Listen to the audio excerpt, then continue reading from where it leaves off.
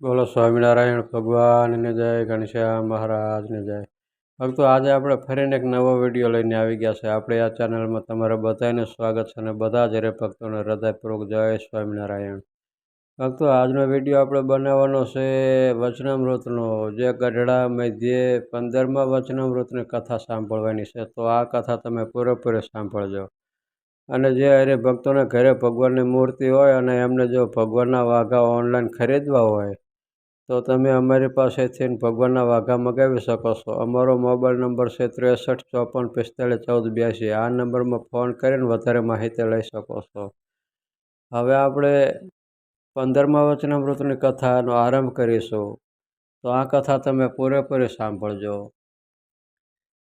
સંવંત 1878ના ભાદરવા સુદ બીજને દિવસે સ્વામી શ્રી સહજાનંદજી મહારાજ શ્રી ગઢડા મધ્ય દાદા ખાચરના દરબારમાં શ્રી વાસુદેવ નારાયણના મંદિરની ઓસરીએ ચાકડો નખાવીને બિરાજમાન હતા અને સર્વે શ્વેત વસ્ત્ર ધારણ કર્યા હતા અને પોતાના મુખારવિંદની આગળ મુનિ તથા દેશ દેશના હરિભક્તોની સભા ભરાઈને બેઠી હતી. પછી શ્રીજી મહારાજે સર્વે પરમહંસને પ્રશ્ન પૂછ્યો, જે ગમે તેવો કઠણ સ્વભાવ હોય ને જો એક વિચાર કરીએ તો તે સ્વભાવનો નાશ થઈ જાય અને એ વિચારને મૂકીને બીજા હજારો વિચાર કરે તોય પણ તે ભૂંડા સ્વભાવ હોય તે ટળે નહીં. એવો તે કયો વિચાર છે?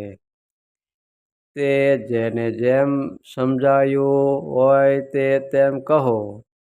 પછી પરમહંસમાં જેને સમજાતું હતું તેમ તેમણે કહ્યું, પણ યથાર્થ કોઈથી કહેવાયું નહીં.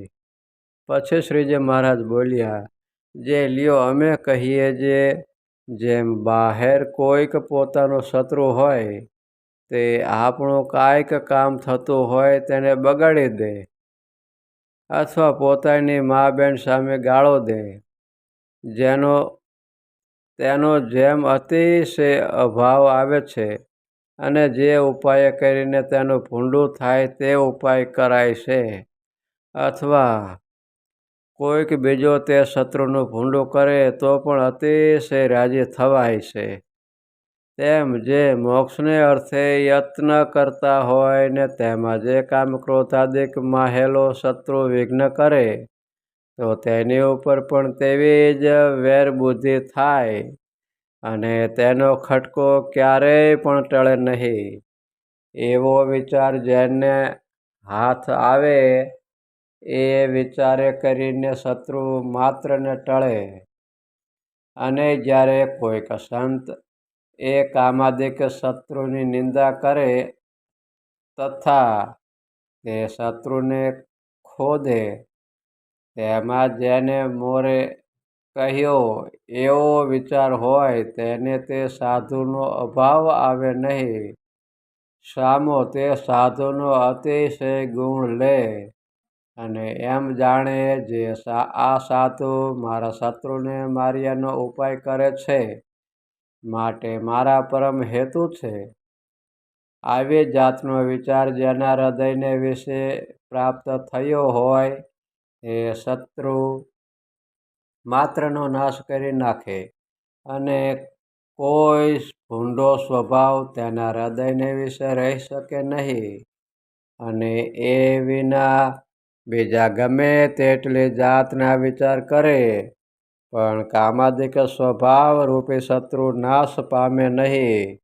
માટે એ સ્વભાવ ઉપર જે શત્રુપણું રાખવો એ જ સર્વ વિચારમાં શ્રેષ્ઠ વિચાર છે. પછી શ્રીજી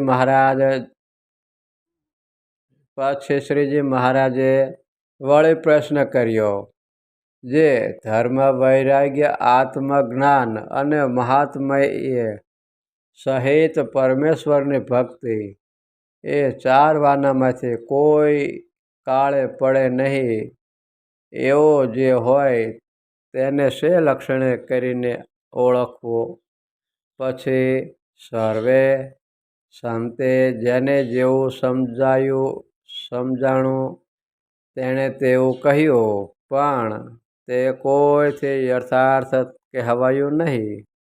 પછી શ્રીજી મહારાજ બોલ્યા, જેનો બાળકપણાથી જ એવો સ્વભાવ હોય, જે કોઈની છાયામાં તો દબાય જ નહીં, અને એ જ્યાં બેઠો હોય ત્યાં કોઈ એ હાસ્ય મસ્કરી થાય નહીં, અને તેને કોઈએ હળવું વેણ પણ કહેવાય નહીં.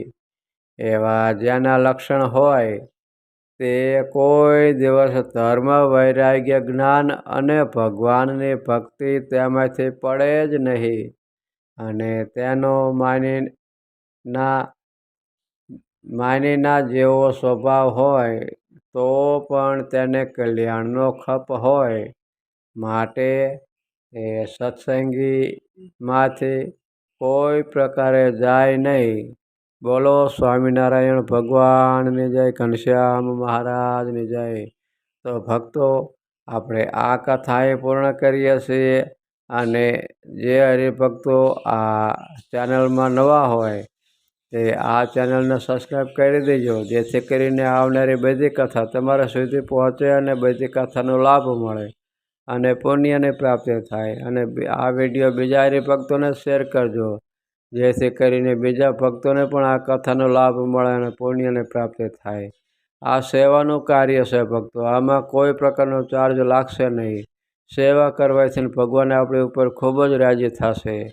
તો અત્યારે બસ આટલું જ. મને રજા આપો, આપણે ફરીને એક નવા વિડીયો સાથે મળશું. ત્યાં લઈ બધા જ હરિભક્તોને હૃદયપૂર્વક જય શ્રી સ્વામિનારાયણ.